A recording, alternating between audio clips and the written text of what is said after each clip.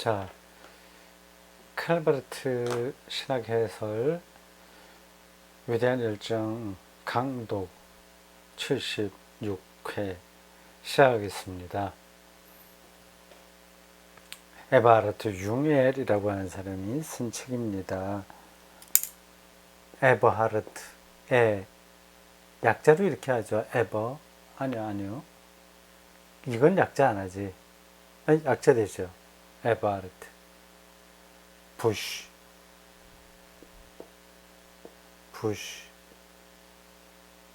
이 바르트의 조교, 마지막 조교였다고 하죠.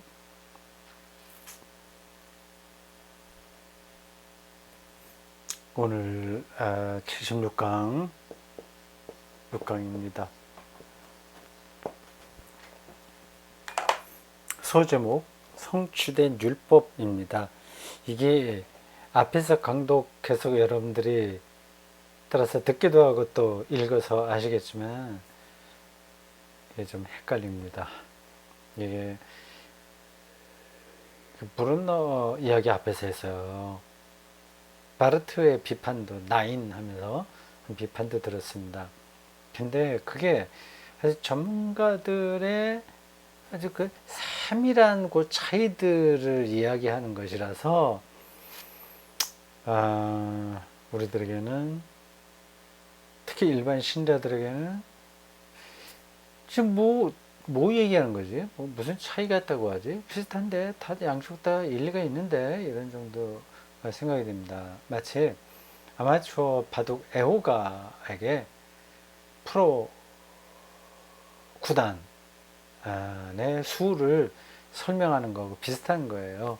양쪽이 바둑이 구단끼리 붙게 되면 이게 완전히 도사들 수가 나오거든요. 우리들은 잘 이해가 안 됩니다. 결국 누가 이기긴 이겨요. 그들에게서도 승부가 나긴 하는데 우리 아마추어들 기사 바둑 동호 회원들에게는 그 승부라고 하는 게 그거 자체가 높은 수준이에요. 진 사람도 아주 높은 단계에 있는 사람이라서 우리가 옳다 그러다 판단하기 힘듭니다. 바르트와 신학 논쟁을 하고 있는 일단의 그 신학자들에서 벌어진 문제들은 그와 같습니다. 그래도 이제 우리가 공부하는 거니까 그러한 논쟁 차이점들을 따라감으로써 우리의 신학적인 내공이 깊어지는 겁니다. 어떤 것을 많이 아는 게 아니라 바라보는 시각이 달라집니다. 바둑 실력이 느는 거하고 비슷한 거죠. 자, 76강입니다. 오늘 76강 298쪽 예전에 계속해서 성취된 율법이라는 소제목을 따라갑니다.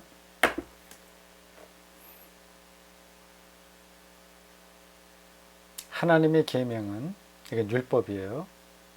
언제나 내용으로 가득 차 있고 그 내용은 복음입니다. 성취되어 있고 괄호 열고 되어 있습니다. 가득 차 있다. 성취되어 있다. 제가 앞선 강독 75강에서 이 소제목을 이야기하면서 이 성취된 율법은 바로 예수 그리스도를 가리킬 거다. 이렇게 미리 말씀드렸습니다. 아직은 그 얘기가 나오지 않았어요. 근데 내용으로 가득 차 있다고 하는 것은 성취되어 있고 요 본문에서는 그렇게 표현되어 있습니다. 성취된 그 내용은 바로 예수 그리스도죠. 바르트에게는 그렇습니다. 그렇게 이제 그 구체적으로 그게 명시되어 있지는 않지만 뒤에 가면 나올 거려 아마. 가봅시다. 그렇게 우리가 임의로 채울 수 없는 계명이다. 율법을 이렇게 저렇게 우리가 편한 대로 나치즘이 이야기하는 게르만 민족의 우월성, 뭐 어쩌고 저쩌고 민족주의, 극단적인 민족주의 뭐 그런 거로 채울 수 없다고 하는 겁니다. 그것은 복음으로 가득 채워져 있다. 10계명을 주실 때 하나님의 계명이죠.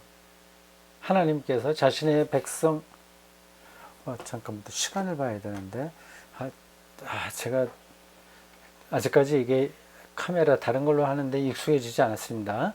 먼저 이 컴퓨터에 달려있는 카메라를 보면 대충 몇 시에 지금 녹화를 시작한 지 몇 분 지났는지 아는데, 이건 그게 안 돼 있어서요. 적어놔야 됩니다. 지금 몇 분이나 지나갔나? 지금 제 시계로 보고 하겠습니다. 5시 20분 시작. 5시 20분 시작이니까 늦어도 6시까지 이렇게 한 30분이라도 6시 이전에 끝나는 걸로 그렇게 하면 되겠습니다. 시계를 봐야 되겠어요. 십계명을 주실 때 하나님께서 자신의 백성을 위해 행하신 것에 대해 먼저 말씀하시는 것처럼 하나님의 계명도 하나님께서 자신의 명령의 대상이 되는 사람들을 위해 이미 수행하신 선하신 행위들과 언제나 관계가 있다. 일일이 제가 설명하지 않겠어요. 그냥 어떤 느낌으로 오는지 그 문장을 잘 생각하시기 바랍니다. 참 이게 이 바둑 구단, 프로 구단들이 놓는 수하고 비슷해서 그 한 문장 한 문장에 많은 의미가 들어 있어요. 근데 확 우리에게 오지 않아서 문제인데 계속 거기 매달려서 하나하나 다 설명할 수도 없고 제가 또 아는데 한계가 있고 그래서 짚을 것만 짚고 그냥 진도 나가겠습니다. 하나님의 율법의 형식은 그들에 대한 하나님의 선하신 뜻과의 일치를 목표로 한다는 점에서 복음과도 일치한다. 이렇게 접근을 하네요. 참 바르트의 신학 방법론이 매력적입니다. 인간은 은혜로우신 하나님 파트너로 규정되었다. 그래서 그는 하나님의 은혜를 베푸시는 대상으로 존재해야 된다. 그래 존재하려면 복음이라는 내용을 율법의 형식으로 당연히 풀어내야죠. 그리고 그렇게 살아야죠. 명령으로 받아야죠. 은혜이면서 동시에 율법이고 율법이면서 동시에 은혜인 거죠. 아들인 거죠. 똑같습니다. 그게 맞네. 예수님의 비유로 말씀드리면 똑같이 일을 해야 되는데 자기 밭일을 해야 되는데 종으로 일하는 거하고 아들로 일하는 거하고 다른 거죠. 똑같이 일은 합니다. 종으로 일하면 그게 율법이고 아들로 일하면 그게 복음인 겁니다. 일은 똑같이 하죠.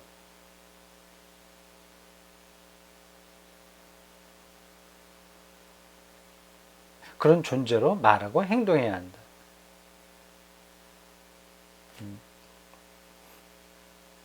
그러니까 유대인 혐오, 학살, 대학살 그런 것들을 나치즘의 이데올로기에 따라서 실행했잖아요. 그건 도저히 안 되는 거죠. 이게 복음 안에 있다고 한다면 그건 그런 일들은 불가능한 거죠. 그런데 그 형식은 그 시대, 그 사회, 그 민족이 판단해야 된다는 말을 확대해가면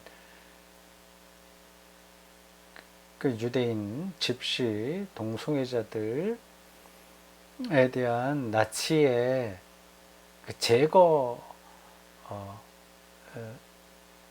행위들이 성립이 되는 겁니다.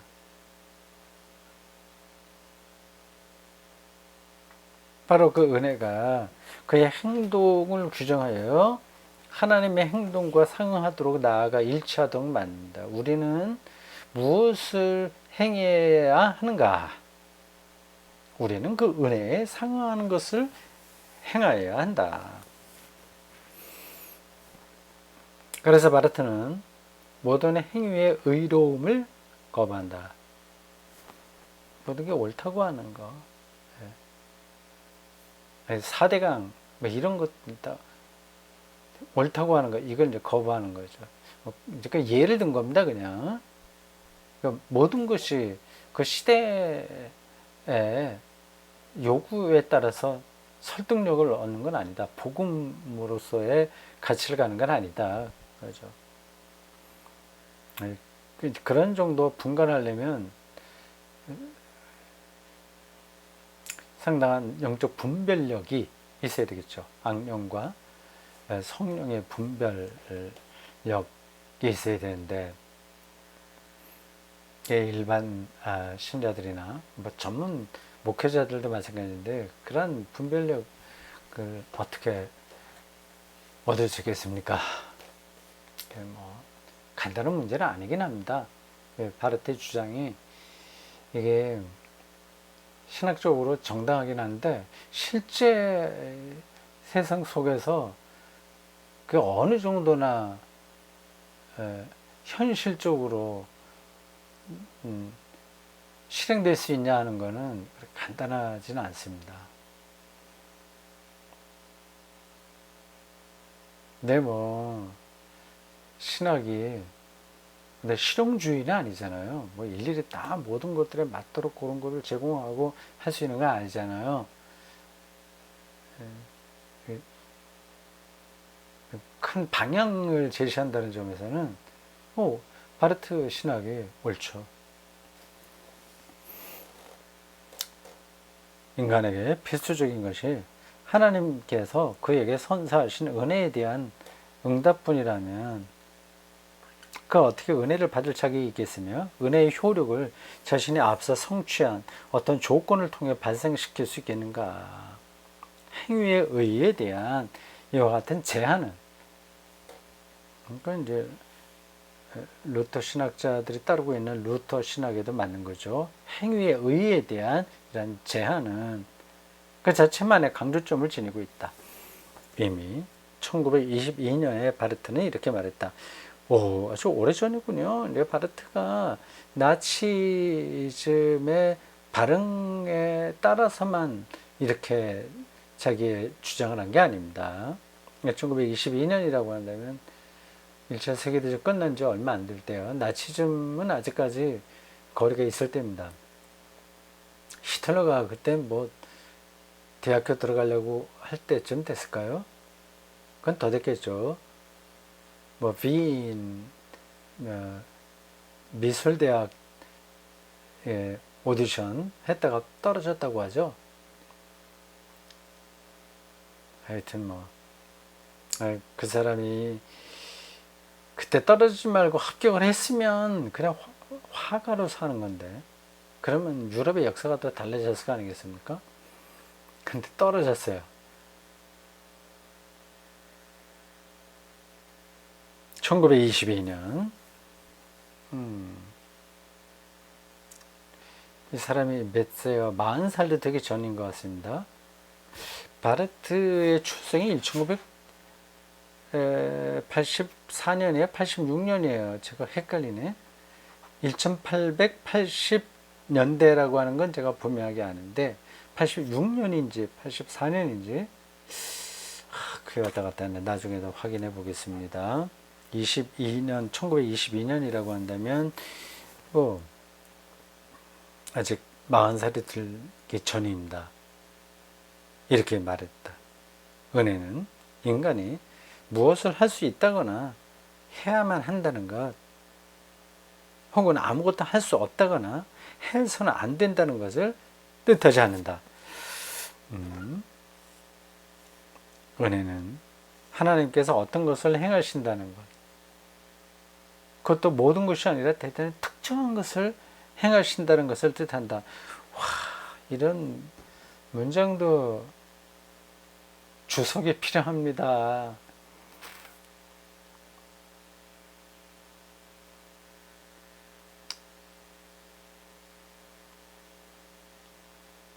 우리는 보통 이제 은혜 하면 하나로 아주 단선적으로만 알죠.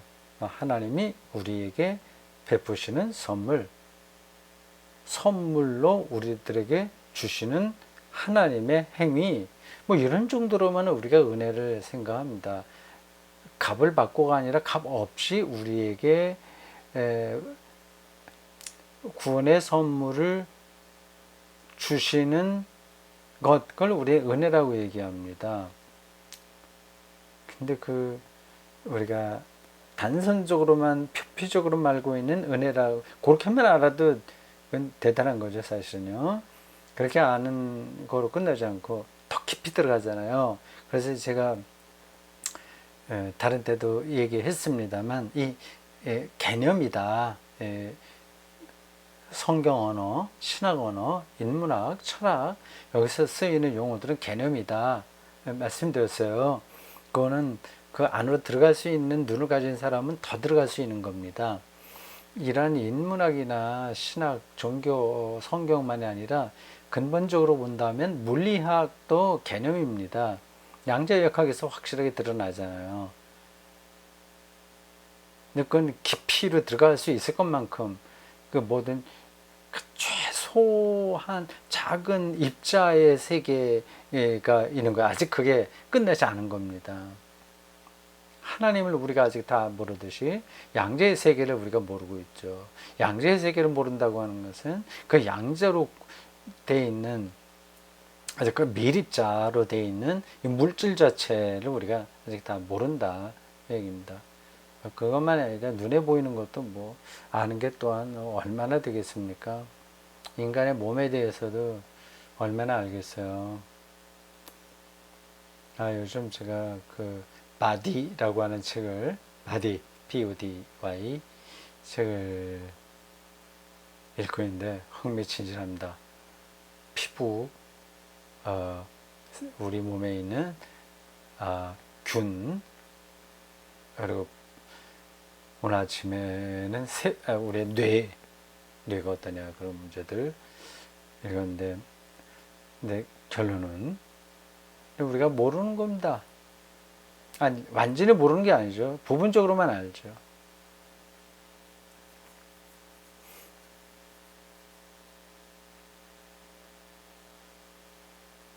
바르트는 이렇게 얘기했다고 대목 다시 한번 읽어보겠습니다. 인상적이네요.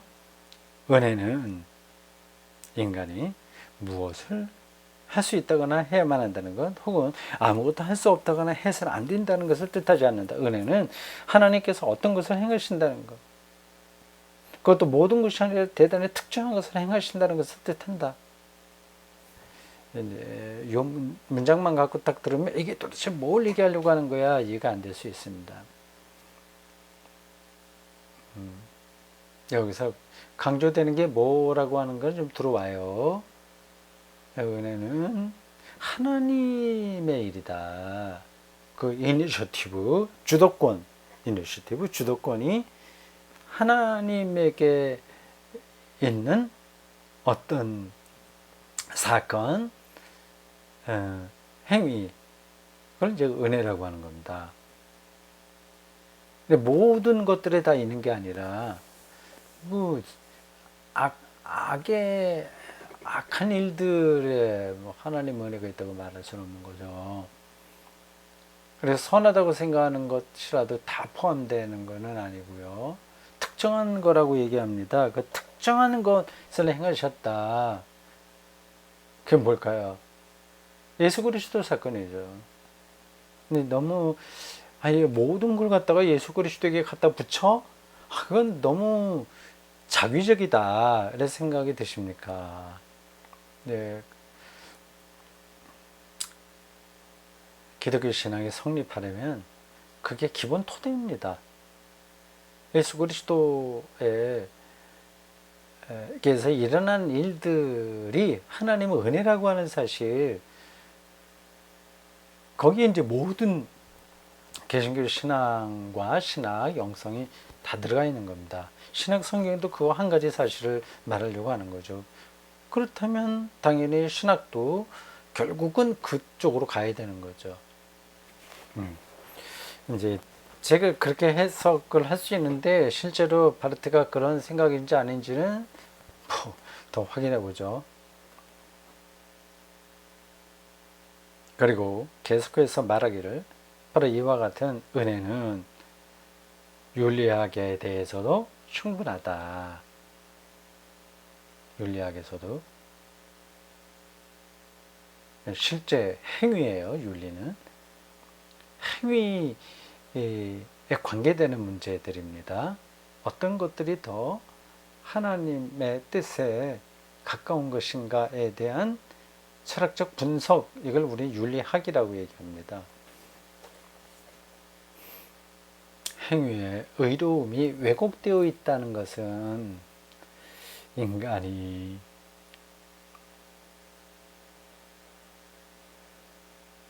스스로 행동해서 하나님 은혜에 수동적으로 상응하려고 한다는 사실이 아니다. 왜곡되어 있는 것은 그것이 은혜와 일치하기보다는 은혜와 모순되고 경쟁하는 행위라는 사실이다.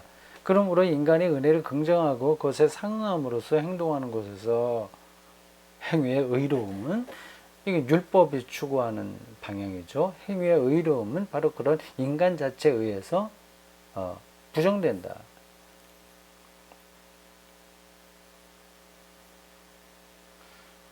와, 이거 그렇게까지 얘기했어요? 그럼 인간의 행위는 다 부정된다는 거네. 근데 또 이렇게 부정하지만 인간의 행위가 의미 없다는 얘기를 하려고 하는 게 아니거든요. 인간 행위에 선함이 없다고 하는 건데, 근데 거기서 생명 구원이 인간이 노력을 하나? 그래서 발현되지 않기에 부정될 수밖에 없다. 그런 얘기입니다. 그러니까 이제 막 이게 부정하는 거야, 긍정하는 거야, 이게 옳은 일을 하자는 거야, 착하게 살자는 거야, 말자는 거야, 이게 혼란스럽습니다. 바르트의 책 읽어가다 보면 이제 그거를 얘기하려고 하는 게 아니니까요. 요게 옳은 행동이야, 요게 잘못된 거야, 이건 네가 알아서 하면 돼, 요거는 이렇게 해야 돼, 이제 그거 얘기하는 게 아닙니다.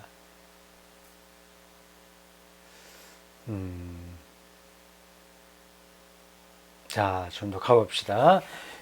이 점에서 선과 악에 대한 바르트의 특성화된 규정이 모습을 드러낸다. 표현이 좀 그렇죠, 문제. 하여튼 뭐 선과 악에 대해서 어떻게 생각하는가 바르트가 갖고 얘기하려고 하는 겁니다. 선은 은혜를 행동으로 긍정하는 것이고, 악은 은혜를 행동으로 부정하는 것이다.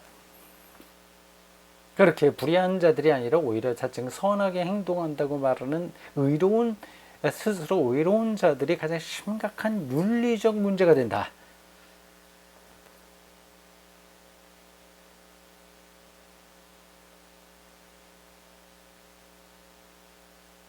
충격적이죠.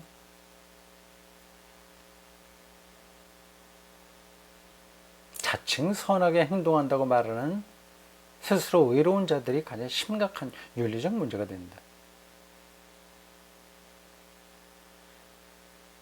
그러니까 하나님의 은혜를 부정하게 되는 거니까요. 무슨 말인지 전달해 됐죠? 내가 의로워질 수 있다고 하는 그 가능성으로 피해가는 거죠.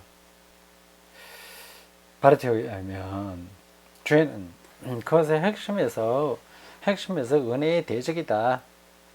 은혜를 대적하는 거다. 죄는 불신앙이며 이것은 모든 죄의 원형과 근원이다. 죄는 오만과 태만이라는 이중적 형태 안에서 은혜를 대적한다. 오만보다는 교만이라고 하는 단어가 더 맞습니다. 번역한 사람이 단어 선택을 잘못한 것 같아요.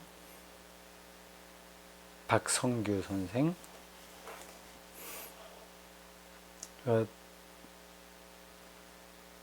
이전은 동안 신학이 원죄 개념으로 보았던 휴브리스, 교만을 가리키거든요. 근데 오만이라고 하는 거하고 교만하다고 하는 것 뜻이 비슷하긴 하지만 우리가 일반적으로 쓰는 단어는 아닙니다. 오만은요. 그래서 그렇다고 해서 완전히 틀린 번역은 아니긴 한데 어쨌든 여러분들은 교만이라고 읽으시는 게 낫겠습니다. 오만, 교만 안에서 인간은 오직 하나님만이 행하실 수 있고 행하시는 것을 자기가 행한다고 참칭한다. 내가 제가 옳은 일을 한다고 생각한다. 그거죠. 자기의이죠.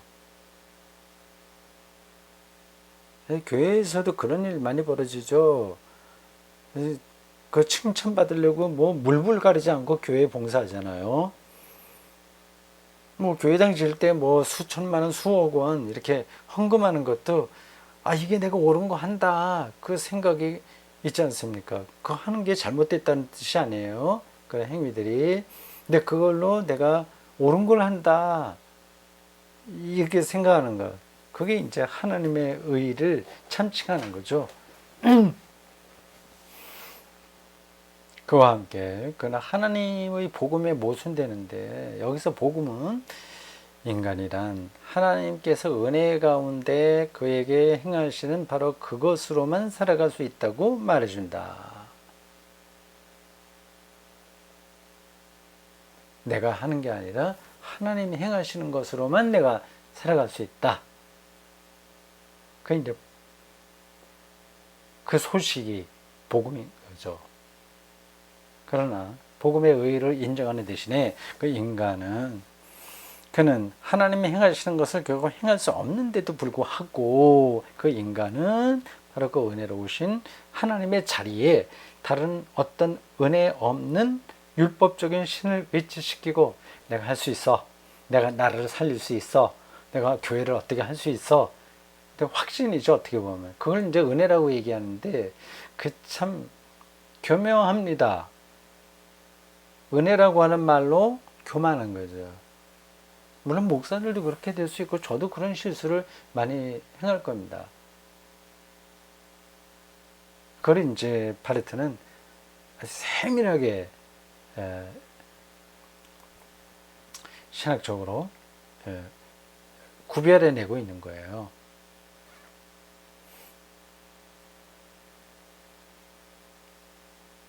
율법적인 신을 위치시키고 은혜로운 하나님의 자리에 다른 어떤 은혜 없는 율법적인 신을 위치시키고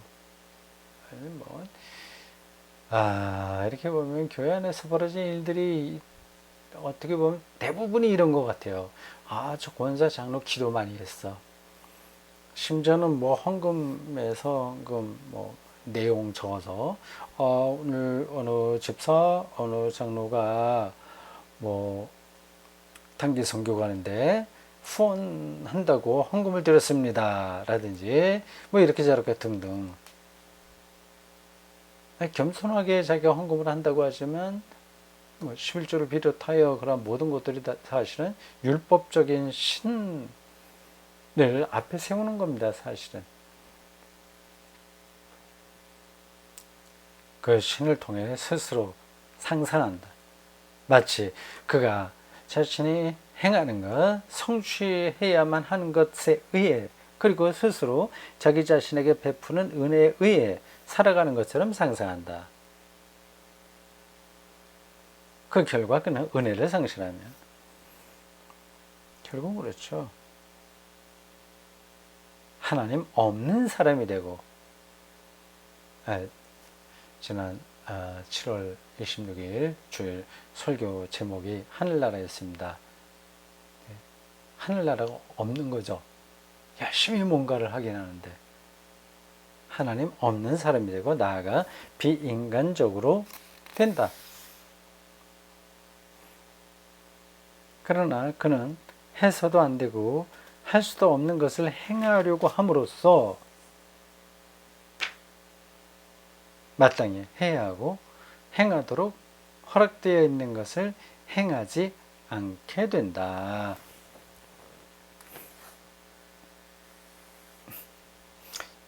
우리 말로는 바르트 문장의 그 맛깔스러움이 잘 들어오지 않습니다.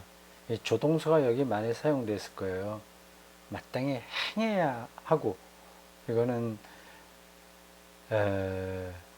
당위예요. 당위. 해야만 한다. 누구의 명령으로 내가 해야만 하는 것, 하나님의 명령이죠. 행하도록 허락되어 있는 것. 마땅히 행해야 하고에서는 짐작하기에 그 당위니까 졸렌이라고 하는 조동사를 썼을 거고, 허락되어 있는 것을 이라고 할 때에는 조동사 뒤르펜, 다르프, 뒤르펜, 다르프, 이거 어미별하니까 그거 모르셔야 됩니다. 그냥 원어로만 쓰면 뒤르펜, 맞죠? 허락되어 있는 것. 제가 독일어 책을 몇 권 번역하긴 했는데 요즘 거의 오랫동안 안 봐갖고 이런 단어들도 낯설게 눈에 들어오네. 익숙하지가 않습니다. 그런 조동사가 굉장히 중요합니다. 독일어를 쓸 때는, 문장을 볼 때는. 여기 우리 말로는 약간 그게 좀 긴장감, 문장의 긴장도가 좀 떨어집니다. 마땅히 행해야 되고, 이거 당위예요. 해야만 하고, 허락되어 있는 것을 행하지 않게 된다. 이렇게 두 가지가 겹쳐 있는 거예요. 행해야만 하고 행하도록 허락되어 있다. 그 두 가지가 같이 있는 어떤 상태입니다. 그걸 안 한다고 하는 거죠. 이것이 태만의 죄다.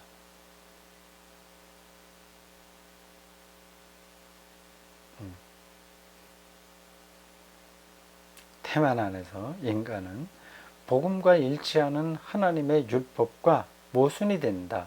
근데 율법적으로만 되지 하나님 복음과 일치하는 율법으로 못 간다는 거죠. 여기서 율법은 하나님께서 그가 할 수 있는 것, 행하도록 허락된 것, 조동사 뒤르펜, 허락된 것, 할 수 있는 것, 이거는 조동사 쾌넨이죠. 할 수 있는 것, 행하도록 허락된 것, 하나님에 의해서 허락된 것이죠. 해야만 한다고 명령하신 것, 이게 당위예요. 그것도 졸렌이에요. 세 가지 조동사가 같이 있습니다. 이게 바르트 문장의 특징들입니다. 세 가지 조동사가 같이 나옴으로써 그 문장의 역동성, 그런 것들이 확 살아나는 거죠. 쾌넨, 뒤르펜, 졸렌, 이 세 가지. 그런 것이 무엇인지를 말해준다. 그것은 인간에게 수여된 은혜에 비추어 할 수 있는 것이고, 그것을 행하는 것은 그에게 남은 유일한 가능성이다. 인간에게 남은 유일한 가능성인 거죠. 하나님의 은혜를 따라서 할 수 있고, 또 허락받았고 행해야만 하는 것이 무엇인지를 알게 되는 거죠. 그 유일한 인간의 구원 가능성입니다. 그것은 은혜에 감사하는 응답을 행동으로 하나님께 올려드리는 것이다. 하나님께 속한 자들이라고 고백하라는 하나님의 요구를 수용하는 대신 그와 반대로 우리는 우리 자신을 은혜 없는 자로, 자기 자신에게 위임된 자로 여깁니다. 그때 우리는 자신의 내면에만 머무르려고 하는 자, 혹은 하나님께서 은혜로 가능하게 해주신 우리 자의 배후로 퇴각한 자가 되고, 우리의 행동은 그런 태도에 의해 규정된다. 악과 선 규정된다.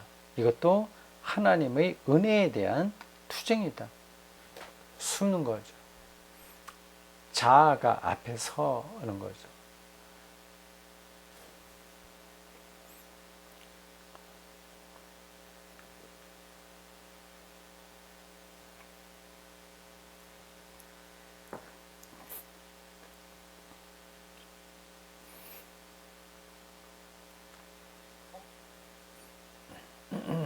그 다음 패러그래프입니다. 300쪽 중간입니다. 골치가 아프네. 이렇게 저렇게 바르트가 우리 끌고 가는 쪽으로 가려고 하다 보니까 생각을 너무 많이 하게 되죠. 이거 다 잊어버려도 괜찮습니다. 신학이 그렇게 실용적인 데 떨어진 게 아니다만 알고 있으면 됩니다. 어떻게 하면 잘 신앙생활 잘하냐, 교회생활 잘하냐, 그걸 배우려고 하는 건 아닙니다.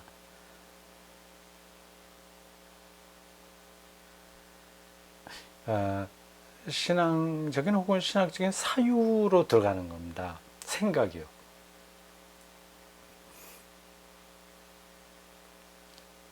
그러려면 종합적으로 생각할 줄 알아야 되겠죠. 복음이 뭔지를 또 잘 알아야 되겠고, 그것을 낱말풀이 정도가 아니라 이거 개념적으로 알고 있어야 되는 겁니다. 자, 그 다음 패러그래프. 그런데 하나님의 율법은 어떻게 인간을 복음과의 일치성 안으로 이끄는가? 그것은 율법이 복음의 형식으로서 스스로를 창조하고 형성하는 형식이라고 하는 점에서 그렇게 된다. 이것도 좀 이해하기 까다로운 문장이네. 각주 112번입니다. 에반겔리움 und 게제츠라고 하는 논문이겠죠. 에반겔리움